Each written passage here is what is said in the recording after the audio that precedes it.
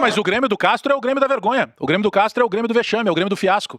A direção do Grêmio provavelmente vai esperar o Grêmio ser rebaixado pra trocar o treinador, né? Provavelmente, cara. E claro que a gente torce que isso não aconteça. Isso não acontecendo, ele será tido ainda como o cara que salvou o Grêmio. Escutem o que eu estou falando. É muito sério o que a gente acaba de ver. A gente acaba de ver 2 tempos em que o Grêmio foi tirado pra trouxa. Hoje o Grêmio foi tirado pra trouxa. O Atlético Mineiro resolveu dizer pro Grêmio assim, cara, vocês vão jogar do jeito que a gente quer que vocês joguem. Ou melhor, acho que vocês não vão jogar. O Grêmio não chutou uma bola no primeiro tempo. No segundo tempo, o Grêmio nos enganou, porque voltou ali com alguns minutos que a gente pensou, opa, será que o Krove não é o cara que se apresenta, o cara voluntarioso, que aparece nos espaços? E aí, de uma hora pra outra, o Luiz Castro, ele é um cara que quando tá pior, quando tá ruim, ele vai lá e deixa pior. Ele montou um esquema de jogo, que a gente até, eu brincando falei que era o sistema chama-derrota. Era o sistema chama-adversário. Era o sistema chama-gol.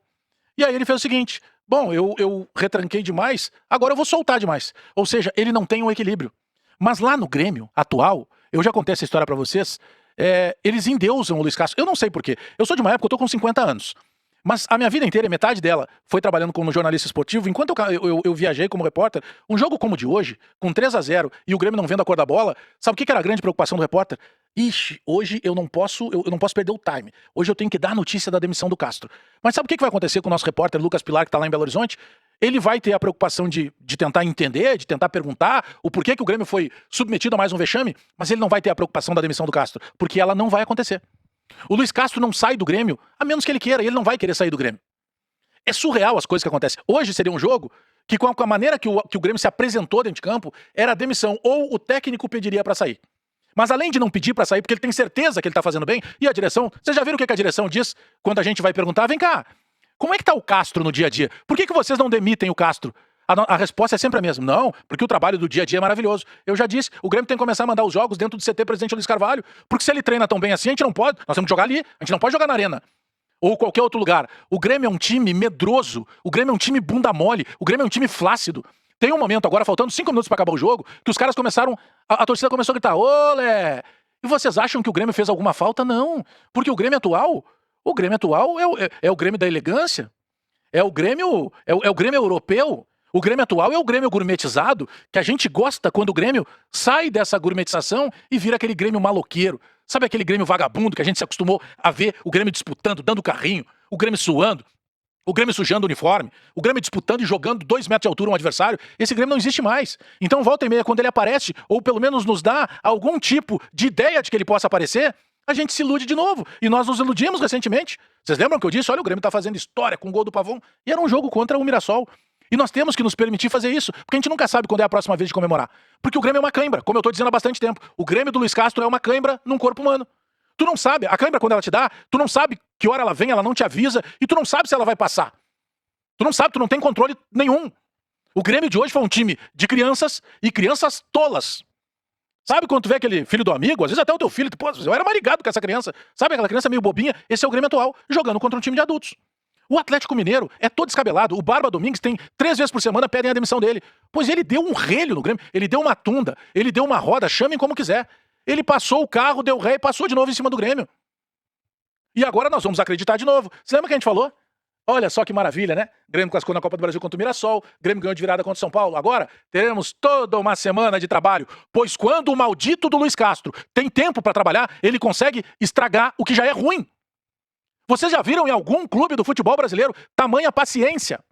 Ontem, o Palmeiras perdeu pro Vasco e na entrevista coletiva tinha repórter discutindo com o Abel Ferreira. O Abel Ferreira, que ganhou todos os maiores títulos em quantidade da história do Palmeiras.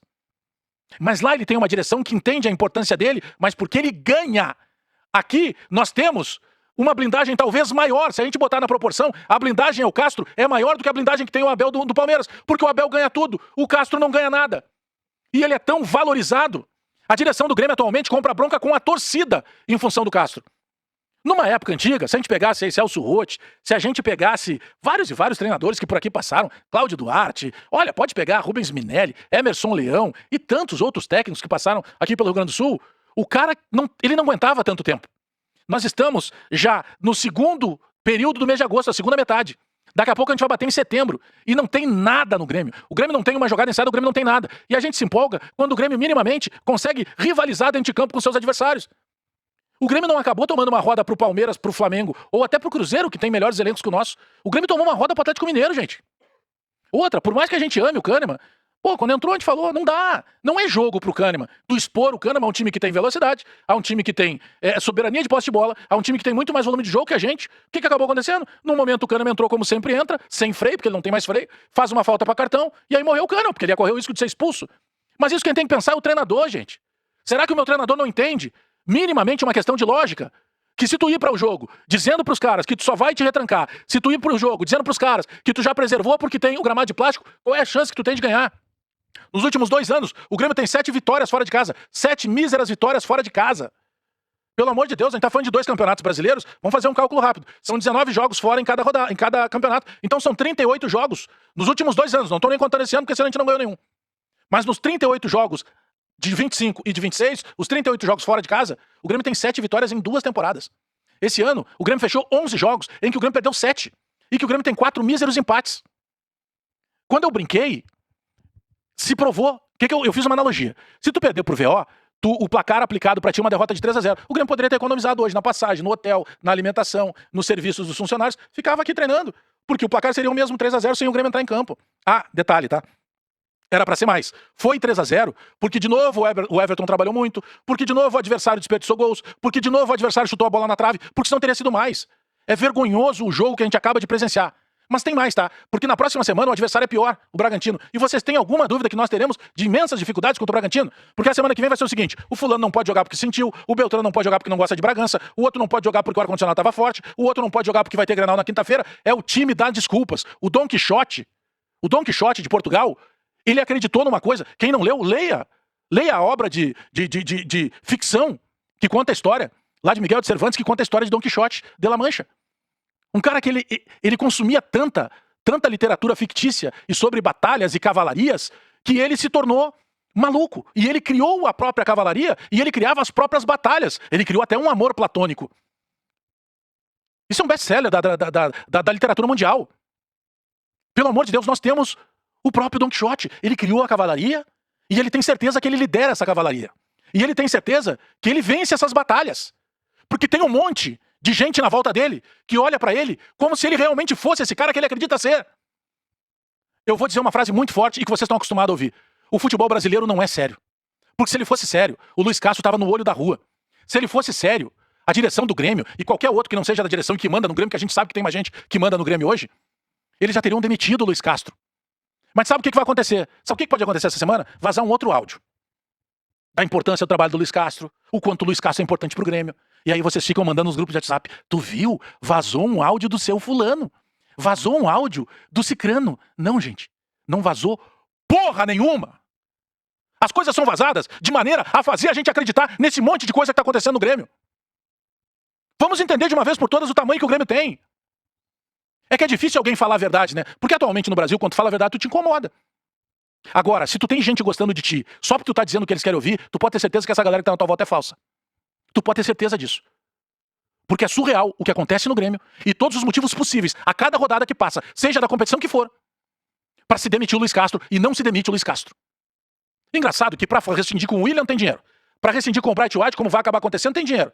Por que não tem dinheiro pra parcelar também e mandar as favas, pra não dizer um outro lugar, o Luiz Castro e toda a comissão dos tablets que ele tem? Tem 80 pessoas na volta, cada um com seu tablet, um mais tecnológico que o outro.